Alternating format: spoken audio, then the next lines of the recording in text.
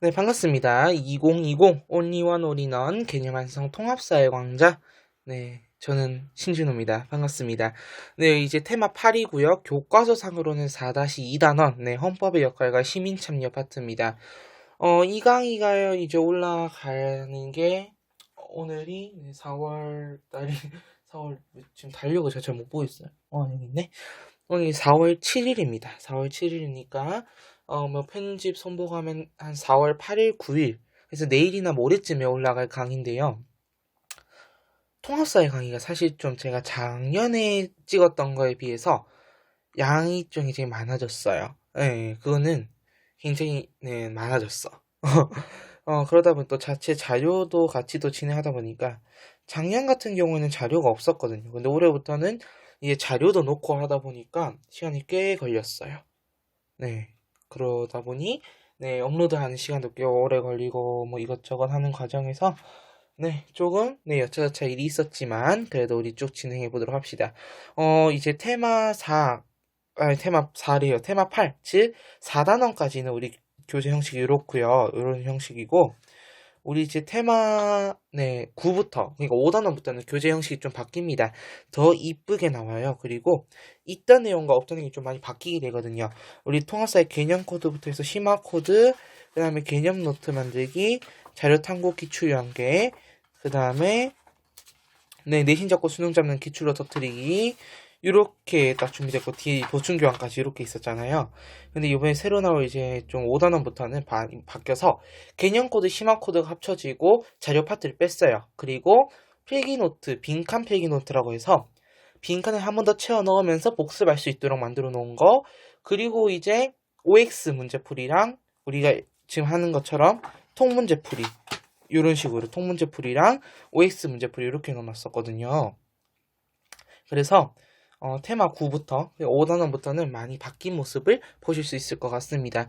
또 5단원부터는 양이 좀 늘어요. 테마들을 좀 늘려놨어요. 왜냐하면은 1, 2, 3단원은 거의 사실은 쉬워요. 금방 넘어가도 돼. 1, 2, 3단원이 1부 파트고 이제 2부 파트잖아. 4단원부터가. 4단원부터가 사실 좀 본격적으로 어렵기 시작할 겁니다. 왜냐면은 특히 4단원이 좀 4, 5, 6이 제일 어려워요. 사실은 통합사회에서. 7단원은 그래도 조금 쉽습니다. 8단원, 9단원도 아예 거의 쉬운 파트인데 유독 4, 5, 6단원이 꽤 어렵기 때문에 4, 5, 6단원에 집중해서 파트 이 테마수를 좀 늘리다 보니 이제 좀 줄이고 늘리고 해가지고 네 그렇게 됐어요. 어쨌든 우리도 오늘 이 시간 이 파트 잘 해 나가 보도록 합시다. 제가 오늘 이제 수강평도 확인하고 했는데 네 5점 노땡땡 학생 제가 실명 공개할 수는 없을 것 같고 네 어차피 우리 통합사회 그래도 한번 준비하는 김에 잘 준비해서 여러분들이 내신 또 이게 네 한 학년에 8단이에요. 어떤 학교는 이제 6단위로 진행하는 학교들도 있는데 8단입니다. 그만큼 이제 내신 반영 단위가 국영수랑 맞먹는다는 소리예요.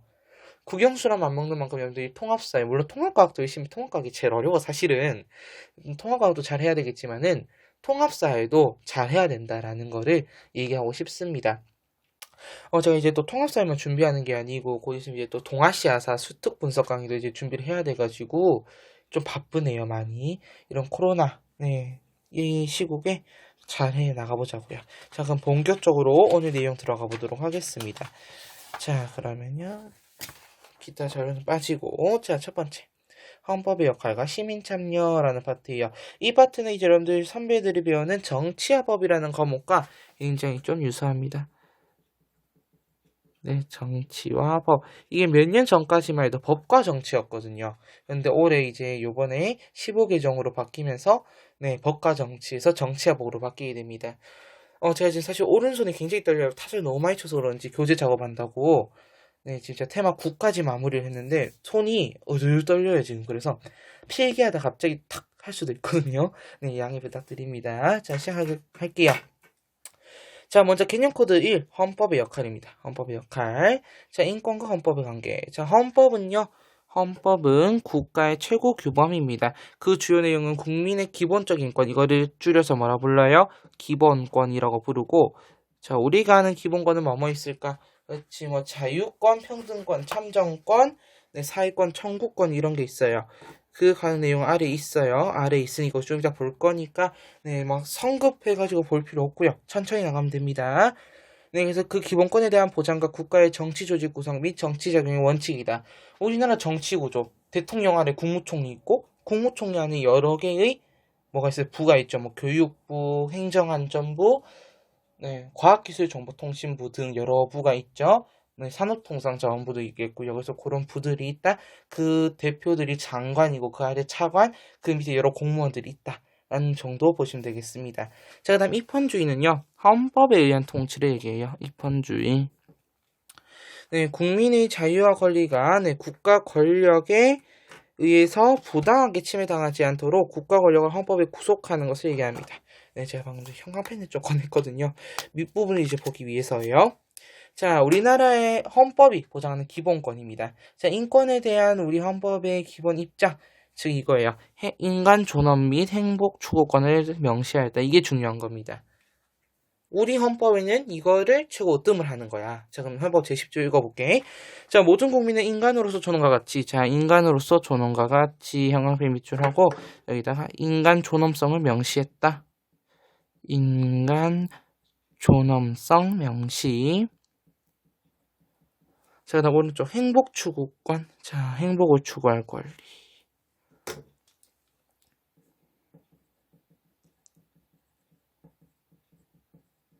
자, 그 아래로 가서 자, 개인이 가지는 불가침의 기본적 인권을 확인하고 자, 불가침의 기본적 인권이라는 것은 인권의 특성이에요. 인권의 특성. 뭐 있었지? 우리 지난 시간에 4가지 배웠어요. 테마 7에서. 천부성, 불가침성, 또 보편성, 영구히 보장된다, 항구성. 어쨌든 이 천부인권의 특성을 잘 나타내고 있습니다. 그래서 요거는 빨간색으로 천부인권의 특성을 잘 나타낸다. 강조 이렇게 하면 될 것 같아요.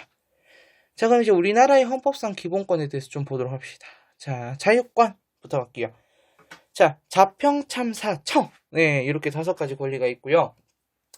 이 파트는 굉장히 어렵게 내려면 어렵게 낼 수도 있고 정치와 법이라는 과목을 들어가게 되면은 좀 더 세밀하게 배웠지만은 더 어렵게도 낼 수 있어요. 그래서 우리 통합사회 선생님이 일반사회 전공자다 하면은 좀 여러분들이 이 파트를 자세하게 공부하셔야 됩니다. 그 이유 한번 볼게요. 첫 번째 자유권입니다. 국가기관의 간섭을 받지 않고 자유롭게 생활할 수 있는 권리, 즉 우리 자유를 얘기하는 거예요. 근데 이 자유라는 게 포인트가 아니라 제가 CF 이렇게 달아놨죠. 제가 이렇게 달아놓은 CF는 무조건 별표 치시고 외우셔야 돼요. 이거는 진짜 고난도 문제는 필수로 나오는 거기 때문에 자 볼게요. 자, 우리 지난 시간에 우선 CF는 다 별표 치고 자, 우리 지난 시간에 그 배운 거 기억나요? 자연법, 실정법, 영언법. 체계가 어떻게 됐었지? 체계가 영언법, 그 아래 자연법, 그 아래 실정법. 이렇게 맞아요. 영언법은 거의 신적인 무조건의 도덕 법칙입니까? 그렇죠. 무조건의 그 신의 계시와도 같은 마치 그 어떤 초월적인 존재, 우리보다 더 앞선 그 무조건 당연시 되는 거였고 그 자연법, 도덕 법칙이었고 실정법은 각 국가나 상황에 맞게 바꿔 쓸 수 있는 거였죠. 자연법상 권리는 당연하다는 거예요. 즉 자 잠깐만 제가 요글적 포인트를 줘줄게요. 실정법은 국가가 존재할 때 그 국가의 법을 주로 얘기하죠. 국법을. 근데 자연법은 어때요? 국가가 없어도 원래부터 있던 거죠. 맞지? 그렇기 때문에 자연법상 권리이기도 하지만 동시에 오른쪽에 국가 존재 이전에 성립되었다. 이게 이렇게 묶이게 되는 거고요. 그 다음에 소극적이고 방어적인 권리다라는 것들은 체크 좀 해주시기 바랍니다. 자, 아래 평등권 갈게요. 평등권은 성별, 종교, 사회적 신분 등 불합리한 기준에 의해 차별받지 않을 권리고 네, 다른 권리들의 전제 조건이 되는 권리라는 게 핵심입니다. 그래서 우리가 지금 보고 있는 모든 것들, 자유라는 것도 참정도, 사회권도, 청구권도 모두 그 전제 조건은 평등권이다. 디오리 기출문제 보다 보면 그런 게 있을 거예요. 이제 평등은 자유의 전제 조건이다라는 기출문제가 하나 있을 건데, 그거 볼 때도 제가 한번 언급해 드리도록 하겠습니다. 그 다음 참정권 갈게요. 참정권은 국가의 의사결정 과정에 참여할 수 있는 권리, 그리고 능동적 성격의 네모 별표할게요. 대표 예시, 선거권, 공무담인권, 국민투표권입니다. 여러분들 국민투표라는 건지 뭐냐면은 여러분들이 하는 그 선거 때, 우리 곧 있으면 4.15 총선이죠. 선거 때 하는 투표는 다른 거예요. 여기서는 뭐 헌법을 개정한다 할 때 필요한 그런 국민투표권입니다. 그래서 좀 적어 놓을게요. EX 헌법 개정을 위한. 그 외에도 이제 국민투표를 받아야 될 사항이 꽤 있게 되죠. 공무담인권은 여러분들 이제 공무원이 될 수 있는 권리를 얘기합니다. 자, 사회권 갈게요. 자, 사회권은 국가에 대하여 인간다운 생활을 보장받을 수 있는 권리고, 교육을 받을 권리, 근로의 권리, 사회보장을 받을 권리가 있겠습니다. 여기서 별표 위에 실정법상 권리이자 열거적 권리. 자, 열거적 권리가 뭐냐면은 근거 규정에 따라서 보장을 한다는 거예요. 우리 보통 열거하다, 나열하다 이렇게 생각을 하죠. 그렇게 보시면 되겠습니다. 우리 실정법상 권리입니다. 그러면 이거는 국가가 존재할 때 필요한 거겠네요. 그렇게도 체크하시고요. 그 다음 청구권 가겠습니다. 청구권은 다른 기본권이 침해되었을 때 이를 구제하도록 요구할 수 있는 권리고요. 네, 역시나 이것도 국가가 존재할 때 실정법상 권리입니다. 적극적이고 수단적이죠. 굉장히 지금 자유권과는 대비됩니다. 자유권은 소극적, 청구권은 적극적이고요. 열거적 권리. 역시나 열거적 권리라는 건 사회권과의 공통점. 수단적인 권리라는 거 핵심입니다. 수단적이다. 왜? 다른 기본권이 침해됐을 때 규제할 수 있도록 하는 거기 때문이죠. 대표적으로 청원권, 재판청구권, 국가배상 청구권, 형사보상 청구권 등이 있습니다. 자, 그거 역시 심화코드 파트 130페이지에서 볼 거고요. 자, 밑으로 갈게요. 기본권의 제한과 한계.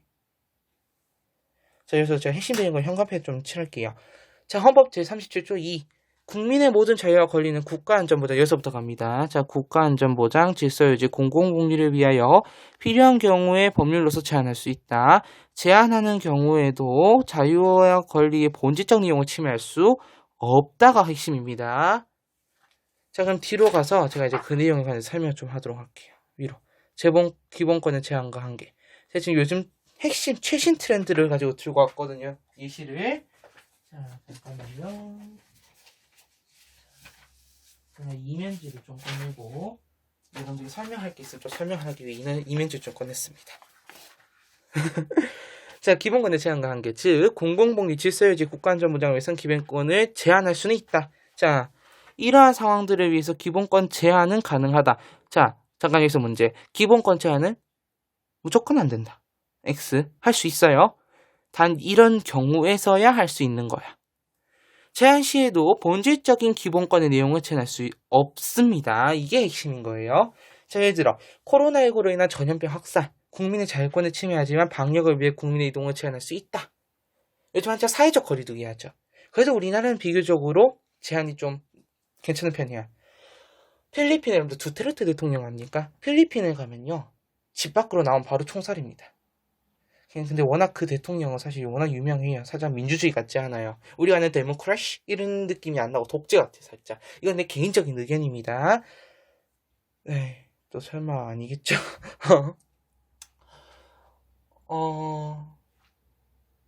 그런 거예요. 그래서 이제 밀매된 수입 외제차들 있죠. 람보르기니라든지 굉장히 비싼 차들 싹 다 모아놓고 크레인으로 밀어버려요. 대단합니다. 자, 이렇게만 보면 될 것 같아요. 자, 그 다음에 인권 보장을 위한 제도적 장치. 자, 첫 번째, 국민주권의 원리. 그렇게 이 주권이란 게 여러분들한테 있기 때문에, 여러분 아니고 우리 국민들한테 있기 때문에, 우리 헌법에도 맨 처음에 명시되어 있잖아요. 대한민국은 민주공화국이며 주권은 국민에게 있다. 이런 내용이 헌법 제일 처음에 들어가 있습니다. 즉 그렇기 때문에 우리가 국민투표나 이 선거를 통해서 국민주권의 원리를 실현시키고 있는 거고, 두 번째, 권력분립제도. 이건 여러분들 피 터시 들었을 거야. 자, 우리 대표적으로 상권분리, 입법부, 행정부, 사법부. 흔히 우리 이렇게 얘기하죠. 잘렸네. 사법부. 흔히 우리 이렇게 세 가지를 얘기하잖아. 그만큼 이 상권분립이 굉장히 요게 인권 보장을 위해서 제도적인 장치로서 활용되고 있고요. 예시로 제가 적어놨어요. 대한민국 임시정부 시절 대표적인 통치 이념 삼균주의, 이게 조송항이라고 하면서 조상 스님께서 발표한 삼균주의입니다. 어쨌든 그런 게 있다는 것 정도만 하면 되겠고, 그 다음 법치주의, 네, 이 거승로 아니고 거스로, 자, 법치주의는 입헌주의와 일맥상통하는 것으로, 자, 법치주의는 뭐예요? 법으로서 통치한다. 입헌주의는 헌법에 입각하여 통치한다. 둘이 조금 다른 거는 보이죠? 그럼 여기서 퀴즈. 자, 입헌주의가 있고 법치주의가 있어. 어떤 게 더 큰 범위일까? 당연히 응? 법치주의가 더 큰 범위예요. 왜? 헌법, 어쨌든 이게요, 법의 위계를 생각하지 말고 법의 크기를 생각해 보세요. 법이라고 하는 거랑 헌법, 형법, 민법이라고 하는 거랑 범위가 어때요? 그냥 법이라고 하면 범위가 크지. 하지만 헌법, 민법, 상법, 뭐 행정법, 뭐 소송법 이런 거로 자세하게 들어가면은 범위가 세부되죠. 세분화됐죠. 그런 거야. 그렇기 때문에 일맥상통하는 것으나 네, 법에 따라 행정이 이루어지는 거 법치주의라고 합니다. 아까 말씀드렸지만 입헌주의는 헌법에 입각하여 정치하는 거죠. 오케이? 자, 다음 복수정당제. 자, 복수정당제. 법치주의 동그라미. 자, 하나의 정당만이 존재하는 것이 아니라 시민들의 다양한 의견을 대변할 수 있는 여러 정당이 나타날 수 있도록 보장하는 것. 자, 이번 선거가요. 네, 역시나 여기다 또 댓글 달지 마세요. 지금 몇몇 스님들이 선거 캐스트 촬영하고 나서부터는 굉장히 좀 좌파 우파 간의 대립이 조금 있는 듯한 그런 댓글이 달리고 있습니다. 댓글 달지 마세요. 수강평에도 네, 적지 마세요. 이건 단순하게 말씀드리는 겁니다. 자, 이번 21대 총선은요. 선거법이 우선 개정됐어요. 12월 말부터 해서 이제 여야 사당이라 불리는 네, 더불어민주당과 그 기타 야당들, 그리고 그 당대 범보수연합, 범보수 진영이죠. 자유한국당을 중심으로 했던 그 당들이 대립을 하게 돼요. 이 선거법이 개정해서는 안 된다. 하지만 네, 결국은 더불어민주당을 중심으로 한 요 이제 연합이 네, 패스트 트랙을 강행하게 되고요. 그에 맞서서 이제 패스트 트랙이라는 거는 뭐냐면은 국회에서 이 안건을 빨리 처리할 수 있도록 하는 거예요. 그 패스트 트랙을 시행했고, 그리고 이제 또 그 자유한국당과 그 여러 당들이 필리버스터라고 해서 그 관한 안건에 관한 내용에 대해서 12시간 동안 이제 발표할 수 있는 발표 아닌 발표 할 수 있는 그런 겁니다. 그런 필리버스터를 계속 하다가 이젠 또 그 진보 진영, 네, 그러니까 그 더불어민주당을 중심으로 한 그 당들에서 또 필리버스터로 대응을 하고 결국 선거법 개정이 통과가 됐죠. 그 선거법 개정의 내용은 제18세를 만 18세 이하의 만 18세 이하는 아닌데 만 18세 이상의 이제 선거 연령으로 지정을 한 거죠. 그래서 이제 고3 학생들 중에서도 생일이 4월 며칠이더라? 16일 전인가 15일 이전인가 맞는지 모르겠어요. 내가 지금 잘 기억은 안 나는데 그 학생들의 경우에 선거를 할 수 있다고 해요. 투표할 수 있는 거죠. 그리고 준연동형 비례대표제라고 해서 이제 비례대표 선출권이 굉장히 많이 바뀌게 되는데 요거는 잠깐 제 여담이었습니다. 자, 그럼 아래로 갑니다. 그래서 그 복수정당제이죠. 지금 기준을 적은 거예요. 자, 더불어민주당, 더불어시민당, 어쨌든 내가 이 얘기를 하려고 했던 이유는 그 선거법을 개정함으로써 정당수가 굉장히 많이 늘어나요. 47개에서 거의 가까이 50개 가까이 되는 그런 정당수인데요. 우리나라가 그게 가능한 이유는 복수정당제이기 때문이에요. 만약에 이게 양당제다. 딱 두 당만 있어야 된다. 또는 우리 북한처럼 조선노동당 이거 하나만 있어야 된다. 하면 이런 여러 정당이 생길 수 있을까요? 없어요. 복수정당제 대표적인 예시 우리 아는 지금 현재 여당 여권이죠. 여당이지 여권이라 할 것도 없어요. 여당의 여당은 하나밖에 없지. 더불어민주당 그리고 미래통합당은 야당이죠. 정의당도 야당이고 국민의당도 야당이죠. 야권 세력입니다. 자, 그 다음 헌법재판소 가보도록 할게요. 헌법재판소. 자, 위헌법률심판제도나 위헌법률심판제도나 헌법소원심판제도를 통해 법률이나 공권력이 개인의 기본권을 침해했는지 판단하여 구제한다. 그런 내용이고, 밑에 이제 국가인권위원회와 국민권익위원회, 여러분들이 중학교 작년에 사회 2죠. 3학년 때 사회 2에서 잘 배웠을 거라 저는 믿습니다. 자, 다음 밑에 준법의식으로 가보도록 할게요. 준법의식은요, 법을 잘 하고자 하는 그런 자세를 얘기해요. 여러분들 이 준법의식이라는 것만 포인트를 잡으면 될 것 같아요. 딴 거 안 봐도 돼요. 개인적 측면에서 뭐 해라, 뭐 법치주의 실현해라, 뭐 다 필요 없어. 결국 준법의식은 법을 잘 지키라고 하는 거야. 이거 없이는 법치주의가 실현될 수 없어. 그렇게 말하면 돼. 그래서 만약에 이게 안 된다면은 준법의식 없이는 법치주의가 실현될 수 없다. 이렇게 보면 되고요. 자, 그 아래 시민 참여로 가겠습니다.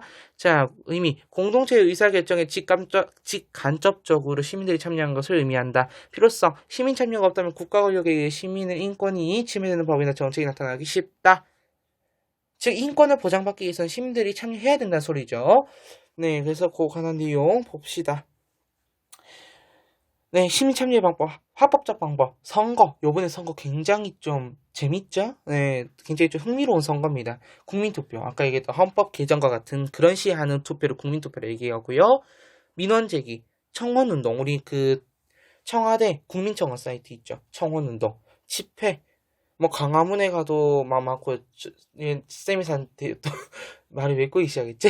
세미산 동네 이제 대구잖아요. 대구 이제 가장 큰 KTX역은 KTX역 사실 거의 하나밖에 없어요. 우리는 동대구역이에요. 동대구역 굉장히 커요. 이제 복합 한승센터고 막 쇼핑몰도 엄청 커. 신세계인데 신세계 말해도 돼?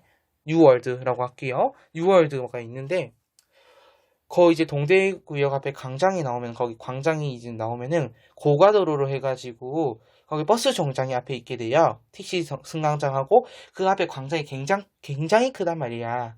그 동네가 땅값이 좀 비싼 동네인데 어쨌든 거기가 광장이 굉장히 큰데 거기서 선생님이 몇 번 집회하는 걸 본 적이 있고 또 여러분 서문시장 한번 들어봤을 것 같아요. 뉴스에서 이제 화제가 많이 난 곳이기도 하죠. 대구의 가장 큰 시장입니다. 서문시장에서도 몇 번 집회하는 것도 제가 봤어요. 여러분들 아는 그 태극기 집회. 네, 어쨌든 그런 식으로 집회를 하는 것도 시민 참여에 있어서는 합법적인 방법입니다. 하지만 여기서는 여러분들 중요한 거 비합법적인 방법이 가장 중요해. 그게 바로 뭐냐? 시민불복종이야. 시민불복종. 이 시민불복종 우리가 심화코드에서 볼 거고요. 자, 시민 참여의 기능. 국민주권주의를 실현하는 행위로서 스스로 인권을 소화할 수 있다. 오케이. 자, 대의민주주의를 보완한다. 이렇게 두 가지 체크하시면 됩니다. 그래서 국민주권주의 실현, 대의민주주의 보완 이렇게 정리하고 가면 되겠습니다. 자, 그러면요. 통합사회 심화코드 들어가 보도록 할게요. 자, 첫 번째 나오는 게 공무담인권이죠. 자, 공무담인권은 근데 제가 아까도 말씀을 드렸습니다. 이 공무담인권이 무엇인지에 대해서 제가 설명을 좀 드렸어요. 잠깐만요. 됐다. 자, 공무담인권은 공적인 사무를 담당할 수 있는 권리, 즉 공무원이 될 수 있는 권리를 얘기하고요. 네, 형사보상 청구권, 요거를 좀 잘 봐주세요. 형사피의자 또는 형사피고인으로 구금되었다가, 그래서 지금 피의자나 피고인으로 구금되었어. 즉 이거 구치소 들어갔단 얘기야. 구치소 들어갔어. 불기소 처분이나 무죄 판결을 받았을 때 국가에 정당한 보상을 청구할 수 있는 권리. 그래서 왜 여러분들 그런 거 있잖아요. 보면은 사실 내가 보기에 무죄 같은 사건이 있어. 근데 이게 어찌어찌 하다 보니 판결이 이렇게 나서 구치소에 들어가게 됐네. 근데 이게 그러니까 1심에서는 유죄 판결이 나서 구치소에 들어갔어. 근데 2심 판결에서는 무죄 판결이 나서 나왔어. 그때 보상 청구할 수 있다. 뭐 이런 거라고 생각하시면 되는데 사실 이런 걸 쪼잔하다고 말하기는 좀 그럴 수도 있죠. 그런데 이런 소규모 사건에는 크게 많이 적용되고 사실 보질 못했어요. 주로 대규모 한 20년 넘게 복역을 했다가 무죄 판결이 나서 나왔을 때 그때 뭐 이렇게 형사보상 청구권을 한 건 여러 번 본 적이 있습니다. 뉴스에도 많이 소개되고 했죠. 자, 그다음 인권주의 설명했기 때문에 패스할게요. 자, 위헌법률 심판. 국회가 만든 법률이, 자, 여러분들 그건 알지? 법률을 국회가 만든다는 거는, 네, 국회가 만든 법률이 헌법에 위반되는지 심사하고, 헌법에 위반된다고, 오늘따라 왜 이래 입이 꼬이냐. 오케이. 자, 헌법에 위반된다고 판단되는 경우 법률을, 네, 효력을 잃게 하거나 적용하지 못하게 하는 거예요. 무조건 그 법률이 위배되는지의 기준은 헌법입니다. 저는 헌법소원 가겠습니다. 공권력의 행사 또는 불행사, 헌법에 위배되는 법률 탓에 기본권을 침해받은 자가 직접 헌법재판소에 그 권리를 구제해주도록 청구하는 제도다. 네, 요 두 제도는 어디서 한다 하시는 거는 헌법재판소, 그 다음 법의 위계입니다. 자, 헌법이 가장 크죠. 그 다음 법률, 그 다음 명령, 그 다음 조례와 규칙입니다. 자, 헌법은 우리나라의 최고법이다. 모든 것의 중심이 되는 법이다. 이렇게 아시면 되겠고, 자, 법률부터 갈까요? 국회에서 의결되고 제정된다. 국회가 주체다. 자, 명령은 일정한 명령, 일정한 행정기관이 법률의 위임에 따라 제정하는 것, 대표적으로 대통령령 이런 게 있겠고요. 네, 이렇게 하면 되고, 그 다음 조례. 그래서 여기는 행정기관의 보통 장들, 뭐 우리가 아는 장관, 차관 아니고 장관, 네, 뭐 대통령 이런 사람들이 네 발표하는 게 명령. 조례는요 지자체 회의, 지자체 의회. 헤이, 나는 왜 이렇게 말이 거꾸로 했지? 네, 지자체 우리가 아는 뭐 광주광역시, 대구광역시, 서울특별시. 의 의회에서 제정되는 자치법규를 조례라고 합니다. 자, 규칙은 지자체 장, 서울특별시 장, 대구광역시 장, 네, 뭐 광주광역시 장, 경상북도 지사, 전라남도 지사, 이런 사람들이 네, 제정하는 게 자치법규가 규칙이에요. 단, CF 잘 보세요. 네, 행정기관이 내부 규정으로 작성한 지침을 규칙이라고도 한대요. 근데요, 이것은 자치법규에는 해당되지 않는 거다라고 보는 거죠. 알겠습니까? 그 정도는 좀 구분할게요. 그 다음에 3권 분리과 2권 분리. 지난 시간에 우리 계몽사상 봤던 거 기억납니까? 지난 시간에 우리 시민혁명 파트 하면서 계몽사상에서 우리 볼테르 관용의 원리, 그 다음에 몽테스키웨라고 나왔어요. 몽테스키에는 상권 분립을 얘기했던 사람이었죠. 현대적으로 상권 분립론을 제시했다. 자, 읽어볼게요. 재판권이 입법권 및 집행권으로 분리되어 있지 않을 때 자유란 존재하지 않는다. 자, 그러면은 지금 첫 줄을 이렇게 묶을 거고요. 두 번째 줄. 만약 재판권이 입법권과 결합하면 재판관이 입법자가 되기 때문에 시민의 자유와 생명이 권력에 의해 침해될 것이다. 만일 동일한 인간 귀족 또는 동일한 한 집단이 이들 세 가지 권력, 즉 법을 만드는 권력. 자, 여기서 중요한 거죠. 자, 형광펜. 법을 만드는 권력, 공공의 의결을 집행하는 권력, 범죄 또는 개인이 송사를 재판하는 권력. 즉 뭐예요? 입법, 행정, 사법이죠. 의 권력을 행사할 것 같으면 모든 것이 상실되고 마는 것이다. 그 다음에 이권 분립은 이제 존 로크가 말한 거고 행정권과 입법권입니다. 자, 로크가 먼저였고요. 그 로크의 사상을 계승한 게 몽테스키에 되겠습니다. 자, 그 아래 이제 시민불복종인데 사실 이 파트가 메인이에요. 우리 평가는 아니죠. 우리는 교육청 기출에서 가장 많이 나오는 게 사실 이 시민불복종입니다. 시민불복종만큼 이렇게 많이 나온 적이 없거든요. 볼게요. 자, 정의롭지 못한 법이나 정부 정책을 변형시키려는 자, 여기 핵심, 자, 파란색.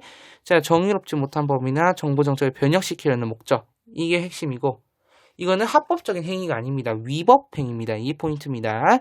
자, 특징. 정의에 대한 규범적 윤리적 근거를 널리 알리기 위해 법을 공개적, 자, 여기서부터 법을 공개적 의식적으로 위반까지. 핵심. 정당화 조건. 이거 진짜 중요해요. 이거 시험에 굉장히 많이 나오거든. 요거는 무조건 찾고 갑시다. 자, 사회정의의 실현을 목적. 사회정의 실현을 목적으로 해야 된다. 첫 번째. 두 번째, 비폭력적인 방법이어야 한다. 세 번째, 최후의 수단이어야 한다. 네 번째, 처벌을 감수해야 한다. 네, 정당화 조건 네 가지입니다. 요거는 이제 여러분들 뒤에 배우는, 네, 여러분들 고2나 고3 때 배우는 생활과 윤리, 윤리와 사상, 요런 데 나오거든요. 지금 잘 봐주세요. 사실 요 뒤에 또 넘기면은, 실제로 윤리와 사상에 나오는 시민불복종 개념, 네, 사상가를 좀 넣어놨습니다. 3명이 나오거든요. 그 3명이 이제 얘기한 게 다 종합하면 이런 내용인 거야. 오케이? 자, 다시 한번, 자, 정당화 조건. 자, 가리고. 자, 가린다고 가려져야지. 가려졌어? 아, 왜 안 가려져? 오케이, 가렸다. 정당화 조건 갑시다. 첫 번째. 무엇을 목적으로? 사회 정의의 실현을 목적으로. 그 다음에, 최후의 수단이야? 아니면은 최선의 수단이야? 최후의 수단이어야 돼. 자, 그 다음에 처벌을 감수해야 되겠죠. 맞아요. 처벌을 또 감수하시고 마지막으로 하나. 딱 하나 남았어요, 여러분. 기억 안 날 텐데. 자, 그렇죠. 비폭력이죠. 그래서 여러분들이 요거 좀 잘 기억해 주세요. 다시 한번 첫 번째. 사회정의, 비폭력, 최후의 수단, 처벌 감수. 이거는 우리 뒤에 좀 더 문제 볼 때도 굉장히 많이 등장할 거기 때문에 요거 참고하시면서 네, 이게 130페이지니까 뒤에 131. 네, 이제 여기로 왔습니다. 시민불복종에서 제가 다 넣어놨어요. 대표적인 사상가를 우리가 알아야 될 사상가는 소로입니다. 대표적인 사상가예요. 자, 개인의 양심에 따라 불이한 법이나 정책에 불복종해야 된다. 그래서 이 사상가는 요게 핵심이에요. 요 문장이 나온다면은 소로입니다. 요 파트, 특히 시민보호 쪽을 가르치실 때, 이 파트 담당하신 선생님이 윤리 선생님이시라면은, 대표 요 사상가 소로, 롤스, 하버마스에 대해서 소개하신 선생님도 계실 것 같아요. 그 다음 두 번째, 롤스입니다. 롤스는 이제 이 사람은 존 롤스, 정의론이라는 책을 낸 사람이고요. 정의의 두 원칙에 대해서 얘기했어요. 이제 한 번쯤은 뭐 들어봤을 것 같아요. 뭐 기회균등의 원칙, 차등의 원칙, 뭐 이런 거 한 번쯤 들어봤을 것 같아요. 자, 이 사람은 시민 다수의 정의감이 공적인 정의감, 자, 공적인 정의감에 근거한다. 자, 거기 정의로운 사회의 시민들에게 이루어지고, 자, 역시나 이 세 번째 문장이 가장 핵심이네요. 자, 법에 대한 충실성 내에서 이루어져야 하며 최후의 수단이어야 한다. 최후의 수단. 이걸 말하는 사람이 롤스였네요. 마지막, 하버마스입니다. 합리적 의사소통, 이 사람은 담론윤리자거든요. 자, 합리적 의사소통을 통해 합의한 원칙에 어긋난 경우에 근거하고요.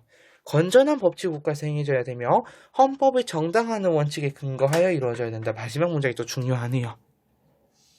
이렇게 보시면 되겠습니다. 자, 그리고 마지막 또 근대 입헌주의와 현대 복지사상을 비교한 내용입니다. 자, 근대 입헌주의는 국가 권력의 통제를 강조하고 법치주의를 지향해요. 자, 잠깐만요. 밑에 나온 우리 현대 복지사상도 마찬가지로 법치주의는 둘 다 지향합니다. 단 차이점. 여기는 국가 권력의 통제를 강조하고요. 여기는 국가의 의무의 역할, 사회권을 강조합니다. 즉, 여기는 국가 개입, 아니, 여기 국가 개입을 좀 줄이세요. 여기는 국가 개입 늘려주세요. 그래서 이것 좀 이따 우리가 보충 교환 문제, 이제 어렵게 볼 문제 한 문제 있거든요. 네, 그 문제를 볼 거기 때문에 미리 참고해 주시면 되겠습니다. 자, 그러면 이제 우리는 자료탐구 기출 연계 가보도록 할게요. 네, 여러분들 133페이지입니다. 자, 준법 정신과 실질적 법치주의라는 내용인데요. 1번 자료는 볼 거 없어요. 그냥 바로 내려갈 건데 요거만 좀 체크할게요. 자, 법치주의에 자, 형식적 법치주의, 실질적 법치주의가 있다. 자, 형식적 법치주의는 합법적인 절차를 거쳐 제정된 명확한 법에 의해 통치가 이루어지는 것을 말한다. 이것은 오로지 권력과 통치 합법성만을 강조한다. 실질적 자, 색깔 바꿔서 실질적인 법치주의는 합법적인 절차에 따라 제정되고 목적이나 또는 내용도 인간의 존엄성이나 실질적 평등. 자, 실질적 평등이 뭐였지? 같은 것은 같게, 다른 것은 다르게. 절대적 평등은 같은 것은 같게, 다른 것도 같게였죠. 자, 부합하는 법에 의해 통치가 이루어지는 것을 얘기하고, 자, 요거는 히틀러 아니고 히틀러죠. 자, 이게 9번. 자, 형식적 법치주의만 머무르면은 히틀러가 있던 나치 정권의 통치처럼, 네, 실제로는 시민의 자유와 권리를 침해하는 방식으로 작동할 수 있기 때문이다. 요거 체크하세요. 자, 그래서 요거, 자, 그다음 아래 서로의 심해물 복종입니다. 자, 우리는 먼저 인간이어야 하고 그 다음에 국민이어야 한다고 나는 생각한다. 법에 대한, 자, 요게 중요하죠. 이제 요 문장 나오죠. 법에 대한 존경심보다 정의에 대한 존경심을 기르는 것이 바람직하다. 내가 떠맡을 권리가 있는 나의 유리한 책무는 어떤 때이건 간에 내가 옳다고 생각하는 말이 있는데 그것은 참으로 옳은 말이다. 그러나 양심적인 사람들이 모인 단체는 양심을 가진 단체이다. 법이 사람들을 조금이라도 더 정의로운 인간으로 만든 적이 없다. 이 사람의 생애가 굉장히 사실은 좀 드라마틱해요. 사실 제가 이 사람이 제 조사를 위해서 후 만화책까지 읽어봤어요. 네, 집에 뒤져보다가 있길래 하나 찾아서 읽어봤는데 굉장히 흥미로워요. 이 사람이 이제 호숫가에 스스로 오두막집을 짓고 살아가다가 잠깐 이제 구두 고치러 갔었나? 마을에 내려갔다 잡혔거든요. 근데 이 사람이 잡힌 이유가 뭐였냐면 이 사람 세금을 안 냈대요. 인두세라고 해가지고 사람 머리 수만큼 내는 세금을 얘기합니다. 인두세를 안 냈대요. 왜 안 냈냐고 나한테 물어봤어. 그랬더니 소로가 하는 말이 있어. 나는 당신들이 하는 그 멕시코에 대한 전쟁, 당신들의 욕망을 위한, 그리고 당신들이 그 흑인을 차별하는 그 정책에서 이용되게끔 세금을 납부할 수는 없다. 나는 그렇게 하고 싶지 않다. 결국 그러다가 감옥에 들어가게 됩니다. 그래서 요랬다라는 거 정도만 알면 될 것 같고요. 그 다음에 롤스로 가도록 하겠습니다. 자, 존 롤스입니다. 우리는 보통 정치적 다수자에게 정상적인 호소를 성실하게 해왔지만 그것이 성공적이지 않은 경우를 생각해 볼 수 있다. 합법적인 보상 수단은 아무런 소용이 없음이 판명된다. 그래서 예를 들어 현존하는 정당이 소수자의 요구에 대해 그들 스스로 무관심을 나타내고 기꺼이 그 편의를 도모해 주려는 의사를 보이지 않는 경우가 있다. 법을 폐기시키려는 시도는 무시되고 합법적인 한과 시가 성공을 거두지 못하게 된다. 마지막, 시민 불복종은 최후의 대책이기 때문에 우리는 그것이 필요한 것임을 확신해야 한다. 롤스의 정의론에 있는 내용입니다. 자, 이렇게 파악하셨으면 그 다음 134페이지 네, 자료 4번 가겠습니다. 안전띠를 매고 안 매고를 내 마음대로 정할 수 있을까? 라는 내용입니다. 결론적으로는요, 내 마음대로 못 정합니다. 그 이유는요, 우리 아까 봤었죠. 사회질서 유지, 국가안전 보장, 그리고 공공복리의 실현을 위해서는 국민의 기본권이 침해될 수도 있다 했어요. 단 그 본질적인 내용을 침해할 수는 없으나 이렇게 침해할 수 있다 했어요. 그래서 이거는 정할 수 있을까? 라고 물어보신다면은 정답은 X라고 할 수 있겠죠. 다 안 봐도 됩니다. 권력 분립이론 요건 여러분들 요거만 체크할게요. 자, 지금 코가 막히네. 로크의 이권 분립과 그 내용을 계승했던 몽테스키에의 오늘따라 펜도 안 나오네. 몽테스키에의 삼권 분립. 요 두 체제를 좀 비교해서 보시면 될 것 같아요. 더는 안 봐도 될 것 같습니다. 자, 그 다음으로 오늘 136페이지로 갈게요. 136 네, 스텝 3-2 네, 내신 고득점 비법 코드로 가보도록 하겠습니다. 자, 헌법은 국가의 최고법으로서 국민의 인권 수호를 기본 목적으로 한다.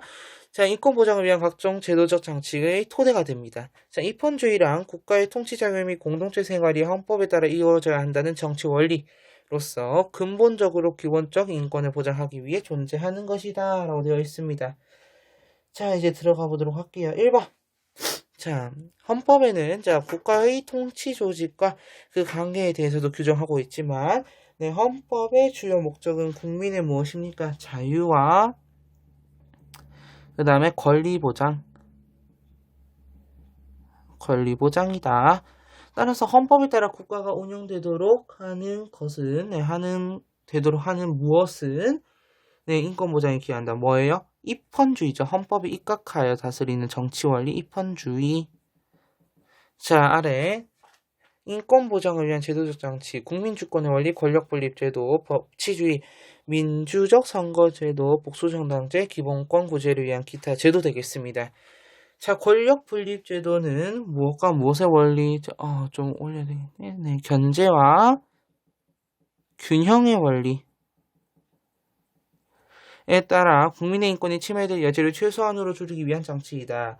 우리나라의 헌법재판소는 판 아니고선 심판이고요. 여기는 헌법소원이 들어가요. 헌법소원 심판과 위헌법률 심판 제도를 통해 국민의 인권을 보호하려는 최후의 보루라고 할 수 있다. 그 다음에 137페이지로 갑니다. 준법의식과 시민불복종. 네. 준법의식은 반드시 필요한 것이지만 악법이 많거나 독재 권력이 개인을 억압하는 사회에서는 준법의식의 강조가 오히려 인권을 침해하는 결과를 초래할 수 있다. 시민불복종은 준법의식에 위배된다고 말할 수도 있지만 궁극적으로는 인권을 보장하기 위한 시민들의 개인 행동인 것이다. 자, 미국의 사상가인 헨리 데이비드 소로는 1846년 콩코드 윌든 호수가에 통나무집을 짓고 은거할 때 어느 날 구두를 고치러 마을에 내려갔다가 붙잡혀 감옥에 갇혔다. 미국 정부가 흑인 노예제를 유지하는 데다 영토 확장을 위해 멕시코와 이게 1846년이었거든요. 자, 멕시코와 전쟁까지 일으킨 데에 대한 저항의 표시로 인두스 납부를 거부했기 때문이다. 그는 말한다. 국가의 권력과 권위는 개인의 힘으로부터 나온 것임을 인정하고 이에 알맞은 대접을 개인에게 해줄 때까지는 진정으로 자유롭게 개화된 국가는 나올 수 없다라는 내용이야. 자, 밑에 볼게. 자, 현행법이 헌법에 위배되지 않는 상황에서 법은 인권을 보호하는 도구다. 따라서 법을 지키고자 하는 시민들의 자세인 무슨 의식? 준법의식. 자, 준법의식은 인권 보장을 위해 반드시 필요하다. 하지만 때로 시민들이 의도적으로 법을 어기는 경우가 있다. 무슨? 뭐 할 때? 그렇죠. 시민불복종일 때요. 시민불복종이란 이게 정의롭지. 오타가 꽤 많습니다. 정의롭지. 이거 발음이 굉장히 힘들어요. 정의롭지. 네, 정의롭지 못한 법이나 정책을 변혁시키는 목적으로 행하는 의도적이고, 이거 합법적입니까? 비합법적이고요. 또 뭐예요? 비합적이라는 뒤에 이미 위법이라는 단어가 있기 때문에 뭐예요? 최후의 수단으로서 비폭력적이어야 되겠죠. 이렇게 보면 되고, 자, 가래 시민 참여하겠습니다. 시민 참여는 정부의 정책 결정과 집행에 일반 시민이 직간접적으로 참여에 영향을 미치는 행위를 말한다. 자신의 권리를 침해당하고도 가만히 있으면 헌법이 보장하고 있는 기본적 인권의 제도를 누릴 수 없다. 따라서 시민 참여는 자신의 인권을 보장받기 위한 정당한 행위이며 민주주의 국가에서 적극 권장되어야 한다. 자, 민주주의는 기본적으로 무엇을 통해 작동합니까? 시민 참여를 통해 작동되고요. 간접민주주의 제도, 즉 우리 알고 있는 대의민주제에 관한 내용입니다. 대의민주제. 우리나라 제도 주식은 시민 대표가 주요 의사결정을 하도록 하는 것이므로 무엇이 가장 중요합니까? 선거가 가장 중요하겠네요. 그러나 선출된 대표들이 항상 올바른 결정을 한다는 보장이 없으므로 집회나 시위 등 다양한 방법의 합법적 방법이 필요하다. 시민 불복 정도 비합법적이긴 하지만 무엇의 수단입니까? 그렇죠. 바로 시민 참여의 수단이 되죠. 자, 이렇게 해서 내신, 고득점 비법 코드도 다 채워봤고요. 자, 그러면 우리가 이제 스텝 4 넘어갈게요. 138페이지로 가겠습니다. 네, 138페이지를 가면 첫 번째 나오는 게 개념 체크와 핵심 정리인데요.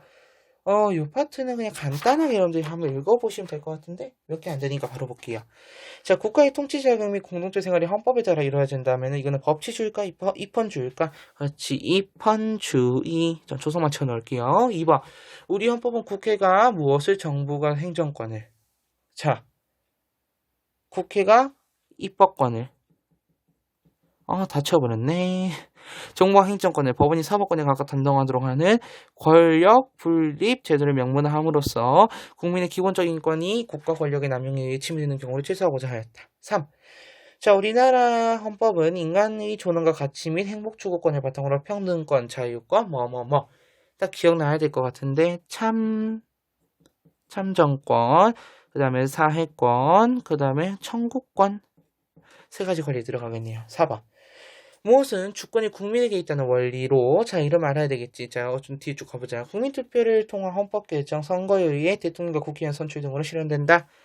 국민 주권의 원리, 국민 주권 원리. 자, 1번 문제 갑시다. 자, 네, 지금 계속 코가 막혀. 어떡해요. 자, 1번. 다음 사례에 나타난 시민 참여가 정당화되기 위한 조건으로 옳지 않은 것은? 인도를 지배하던 영국은 인도인의 소금 제조 및 판매를 금지하는 소금법을 시행하였다. 소금법 시행. 인도인들의 소금에 붙는 세금이 너무 비싸 소금을 사먹지 못한 상황이 벌어졌다. 모든 음식의 기준 소금인데, 맞죠? 이때 간디는 무슨 운동 하게 되냐면 뒤에 나오지만 우리가 이거 사례를 안 적어서 그런데 비폭력 불복종 운동이거든요. 잠깐만요. 내가 지금 갑자기 생각나는데. 여러분 제가 6, 7번 안 해줬죠? 자료 6, 7번 잠깐 보겠습니다. 자료 7번만 잠깐 볼게요. 나 이거 설명 안 되는, 7번 좀 이따 설명하겠습니다. 네, 6번은 우리 안 봐야 되는데 7번은 봐야 되거든요. 네, 그래서 비폭력 불복종 운동을 이제 1919년 그 즈음에 어쨌든 1900년대에 하게 되는데, 요거 말고도 예시가 4.19 혁명이라든지 6월 민주항쟁이라든지 우리나라 사건들이죠. 그런 것도 있다라는 거를 좀 얘기해주고 싶었어요. 그래서 그 관련 자료가 7번 자료인데, 제가 7번 자료를 깜빡하고 넘겨버렸습니다. 7번 자료 요 1번 해설하고 하도록 할게요. 자, 인도인도 어쨌든 이 법의 폐지를 지속적으로 요구하였으나 받아들여지지 않았고, 이에 군중들과 함께 소금법 폐지를 요구하는 평화적인 행진을 하였다. 이 과정에서 영국 경찰들이 폭력적인 진압으로 많은 사람들이 투옥되었으나 인도인들은 행진을 멈추지 않았다. 이거 지금 뭐예요? 그렇지, 시민 불복종이죠. 그럼 이거 정당화되기 조건 4가지 있었습니다. 4가지 뭐였죠? 우선 첫 번째 비폭력, 사회 정의의 실현, 최후의 수단, 그리고 한 가지 그렇지, 기억합시다. 뭐예요? 처벌을 감수해야죠. 처벌 감수. 그러면은 봅시다. 1번. 사회정의 실현. 비폭력. 공익을 위해서 공개적으로. 공익이니까요. 맞죠? 합법적으로 해결되지 않을 때 최후의 수단. 누가 말했었지 이거를? 최후의 수단인 걸 롤스가 얘기했었죠? 그다음 5번. 잘못된 법을 위반한 행위면 처벌을 거부해야 됩니까? 위법 행위인 거는 맞으나 처벌 거부하지 말았어요. 처벌을 감수해라 라고 얘기를 했습니다. 자, 잠깐 7번 자료 보고 가도록 하겠습니다. 네, 6월 민주항쟁이고, 여러분들 이건 역사적인 배경을 좀 알아야 돼요. 당시 이제 전두환 정권이었죠. 전두환 정권이 이제 1980년에 5.18 민주화운동 이후로 거의 8년 가까이를 재직하게 돼. 이게 조금 웃겨요. 7년 단임제로 바꾸고 해가지고 자지가 막 대통령이 앉아가지고 난리를 합니다. 이게 이제 3S였나 4S였나 갑자기 기억이 안 나네.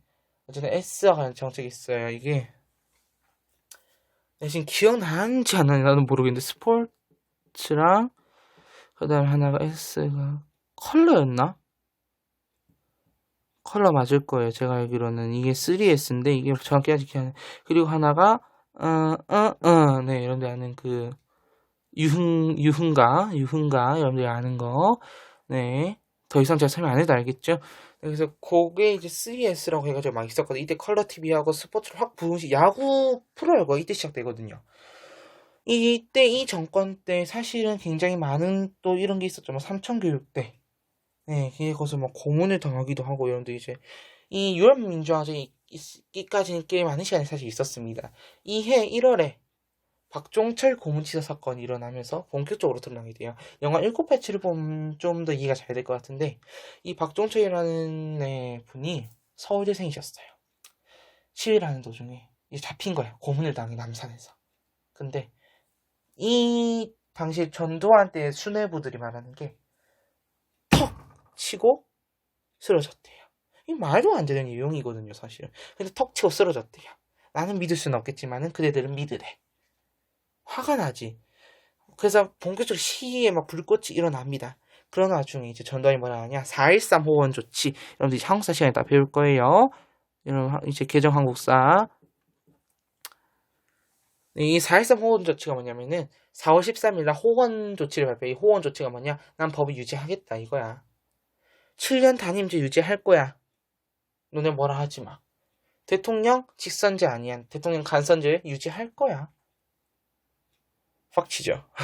그래서 이제 거리로 나오게 됩니다. 자, 뭐 행동 요강 이런 것도 한 번쯤 살펴보시라고 제가 넣어놓은 건데, 그래서 제가 이 자료를 결국 이것도 위법행위까지는 아닌데 이 뒤로 가면 위법행위가 되죠. 이제 본격적으로 이제 시위가 시작되면서 위법행위이자 네 비폭력이고 그래서 폭력적이지 말하는 내용이 있어요. 여기 밑에 행동 요강에 보면은 네. 여기 7번에 폭력을 사용하거나 기물 손괴 등을 자행하는 사람은 국민대회를 호도하려는 외부 세력으로 규정한다. 외부 세력으로 규정한대요. 즉 비폭력이고 하다 안 되니까 최후의 수단으로 간 거. 사실 5.18 때 여러분들이 택시 운전사라는 영화를 보면은 잘 알 거야. 한 번쯤 봤을 거야. 송강호 아저씨가 나오니까 어쨌든 그런 게 있잖아. 그래서 그런 영화를 좀 보면은 괜찮을 것 같아요. 자, 다시 문제로 가서 2번 문제로 갈 거야. 자, 2번 문제는 아까 우리 심화 코드에서 봤던 거 말고 우리 왜 그 기본권 파트에서 봤을 때 진짜 내가 체크 잘 해놓으라고 했던 게 하나 있었어. 내가 이게 어떤 내용이냐면 잠깐만요. 좀 더 정리하세요. 무슨 내용이냐면 CF 제보를 했어. 첫 번째 1번. 모든 국민은 법 앞에 평등하다. 이거는 평등권. 그 다음에 나는 자유권. 다는 선거권을 가진다 했으니 참정권. 자, 교육의 권리를 가진다 했으니 나는 사회권이야. 보자. 기억. 나는 적극적 권리다. 자, 자유권은 적극적 권리라 했어. 소극적이고 방어적 권리지. 그래서 소극적, 방어적 권리야. 그럼 오히려 적극적 권리고 수단적 권리, 청구권이 들어가야 되지, 원래. 그러면은, 적극적이라 하려면. 니은, 다는 국가의 정치 과정에 참여할 수 있는 권리, 참정권이죠. 미안해요. 자, 디귿. 사회권은, 나와 달리는 괄호 없애고, 현대복지국가에서 그 중요성이 약해지니까 사회권이요? 아니면 오히려 강해졌으면 훨씬 더 강해졌겠지. 자, 리을. 가와 나는 자율권과 평등권은 천부인권의 성격을 가진다. 네, 맞습니다. 정답은 그래서 니은, 리을 해서 4번 가면 되겠고 3번 문제 갈게요. 자, 다음 사례에 나타난 운동이 정당화되기 위한 조건. 항상 정당화되기 위한 조건을 물으면 여러분들이 바로 체크해야 될 게 이렇게 시민불복종이라고 체크해도 되는데 만약 나는 이게 좀 의심이 간다 한다면 밑에 좀 읽어보고 체크하셔도 돼요. 네, 1950년대 미국의 엘라베마주에서는 흑백분리법에 따라 버스 내 흑인과 백인의 좌석이 나뉘어 있었고 흑인은 백인에게 자리를 양보해야 한다는 규정이 있었다. 이건 뭐야? 근데 만석이 된 버스에서 백인에게 자리를 야보 아니고 양보죠. 양보할 것을 요구받은 흑인 여성 로자 파크스가 이를 거부하였고 이로 인해 체포되었다. 흑인 사회는 로자 파크스 사건에 분노했고 흑인 마틴 루터킹 목사를 중심으로 그들에게 허용되지 않은 구역에서 자신들의 권리를 주장하다 경찰에 연행되었대요. 1년간의 노력 끝에 결국 흑백분리법은 위헌 판결을 받았네요. 그럼 이거는 지금 역시 뭐야? 시민불복종. 아까 우리 4가지 체크한 거 기억나죠? 자, 첫 번째 뭐였어요? 그렇지. 자, 그냥 기억나는 대로 적자. 비폭력이고 사회 정의 실현이고 그 다음에 최후의 수단이어야 되면 처벌을 감수, 처감. 자, 그러면은 기억, 니은, 디귿리를 보도록 할게요. 자, 폭력 행위 안 돼요. 합법적으로 문제에 대해 해결할 수 없이 됐어야 돼요. 네, 정의 실현을 목적으로 해야 돼요. 그럼 기억을 볼게요. 어떠한 경우에도 법률 준수해야 돼요. 대놓고 이건 위법 행위입니다. 법률 준수랑 관련 없어요. 그럼 3번 디귿리로 하는 거예요. 다시 한번 말하지만 이거는 합법적인 행위가 아닙니다. 비합법적이다. 즉 위법 행위라는 거 체크해 주시면서 4번 문제 가도록 하겠습니다. 4번 문제. 다음에서 추론할 수 있는 밑줄 기억의 정당화 조건. 또 시민불복종의 정당화 조건을 물어요. 자, 1번. 비공개적 은밀하게. 아니야. 굳이 이럴 필요가 있을 거라고 생각해도 돼요. 자, 근데 이게 의심 간다면 2번부터 가봐. 사회정의 실현을 목표로 하는 행동. 그죠? 사회정의 실현. 위법 행위에 따른 현행법상 처벌 감수. 최후의 수단으로서 얘기했다. 자, 부당한 사회주도의 변형을 가져올 목적. 1번으로 정답하는 거예요. 5번 문제. 다음 글을 통해 추론할 수 있는 기억의 정당화 조건은 자 계속 볼까? 정의롭지 못한 법과 제도를 바꾸기 위한 위법행위야. 그럼 기억은 시민불복종. 자, 시민불복종의 정당화 조건 한번 볼까? 최후의 수단이어야 돼. 비폭력이어야 돼. 위법행위에 대한 처벌 감수해야 돼. 은밀하지는 않아야 돼. 오히려 공개적이어야 되겠지. 공개적. 그러면은 요거 세 개 다 들어가는 갑은 그렇죠. 1번 이 학생이네요. 이 학생이 엄청 잘 푼 거야. 그 다음에 추가교환 가볼게. 추가교환 1번 문제 가겠습니다. 자, 우리나라 헌법 조항 가나에 대한 설명을 옳지 않은 것은 2019 11문 17번이네. 자, 재산권 행사는 공공모에 적합하도록 해야 한다. 37조 2. 네, 국민의 모든 자유와 권리는 국가 안전보장, 질서유지 등 블라블라블라 결국은 뭐야? 자유의 자유와 권리의 본질적인 내용을 침해할 수 없다라는 내용이네. 자, 그러면 1번, 2번, 3번, 4번, 5번 다 보자. 자, 1번. 재산권의 공공성을 강조합니까? 맞아요. 재산권의 공공성을 강조하고 있어요. 2번. 그린벨트를 설정하는 헌법적인 근거가 됩니까? 이 그린벨트를 설정하는 게 공공의 이익이에요? 공공복리예요? 맞아요. 그때 헌법적인 근거가 될 수 있어요. 이 땅의 주인이 아무리 있다 해도 이 땅이 이제 녹지로 다 되고 해서 그게 공공복리가 된다면 공공복리 증진에 해당이 된다면은 그것은 할 수 있는 거고. 3번. 자, 나는 국가 권력에 의한 기본권의 자의적 제한을 허용하지 않고 있다. 자, 이 말이 좀 뭔지 몰라서 헷갈려하는 친구들이 있습니다. 네. 우선 그러면은 볼게요. 국가 권력의 기본권의 자의적 제한. 자, 국가 권력에 의해서 기본권의 자의적 제한을 허용하지 않고 있다는 얘기예요. 아니요. 정답은 허용하고 있어요. 자의적 제한, 국가 권력으로 제한할 수 있다라는 얘기죠. 국가 권력으로 제한할 수 있어. 그것을 허용하고 있어. 이게 그 조건이 있었지. 국가 안전보장, 공공복리 실현, 사회질서 유지 이런 거에는 해당된다 했잖아. 할 수 있는 거야. 4번. 가난은 모두 천부인권적 성격 맞고 5번은 그렇지 역시나 본질적인 내용을 침해할 수 없다라는 내용이야. 자, 2번 문제. 자, 이거는 이게 갑의 병정인데 기억니은 기읒 디귿로 들어왔기 때문에 이렇게 보면 됩니다. 자, 다음 문구에 옳게 이해한 학생을 보기서 그런 것은 권리 위에 잠자는 자는 보호받지 못합니다. 즉 해라. 네 권리 보장받고 싶으면 열심히 뛰어다녀. 그 얘기겠지. 갑. 자신의 권리를 능동적으로 행사해야 된다는 말이군. 그렇네. 을. 나의 인권을 보장받으려면 선거 등을 통해 정치에 참여해야 돼. 굳이 선거가 아니어도 되지만 선거를 통해서 참여해야 된다는 얘기고, 자신이 가진 법적 권리를 포기하는 것은 불가능하다. 이것은 좀 아닌데. 자, 소극적 행동하는 사람은 헌법에 대한 인권 조항, 이건 무조건 적용이 돼요. 내가 적용되기 싫다 해도 돼요. 왜? 자유권은 국가 존재 이전에도 있었던 거잖아.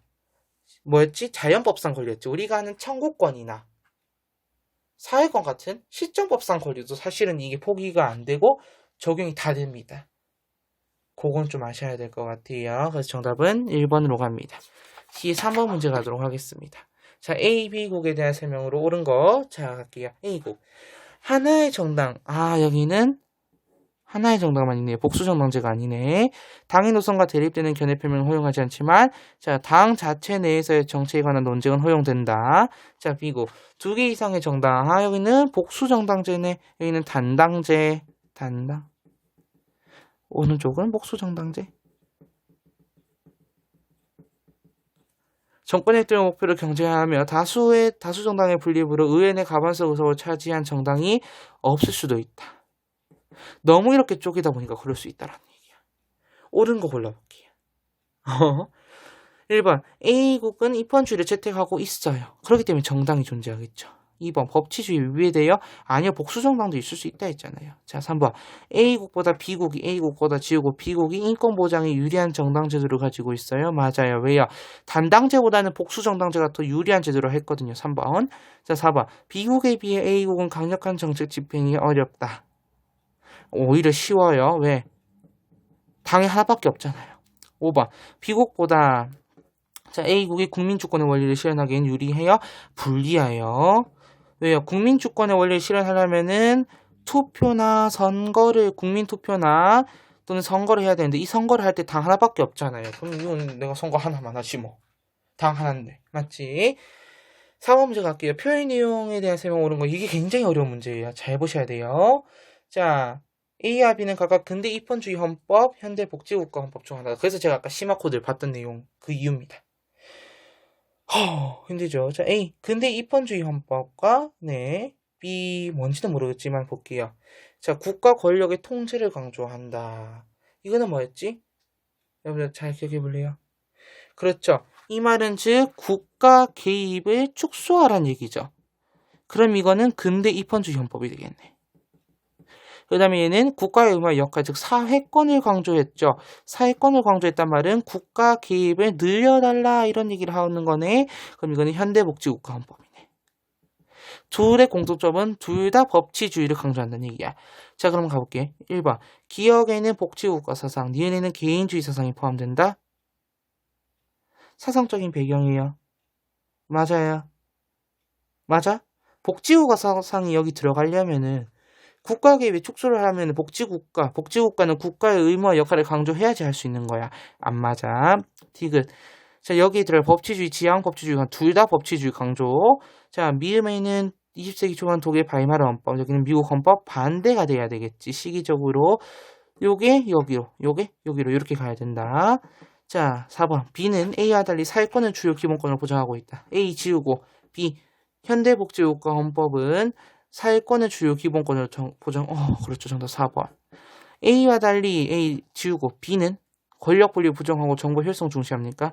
아니요. 권력 분립을 인정하고 정보의 효율성, 요거 역시 중시는 하지만 그래도 권력 분립을 인정하죠. 정답은 4번으로 갑니다. 그래서 이 문제를 우리가 아까 봤던 심화 코드를 보고 적용을 한다면 충분히 쉽게 풀 수 있는 문제였습니다. 여기까지 해서 여러분들 정말 수고 많으셨고요. 네, 우리 지금 1시간을 달려왔습니다.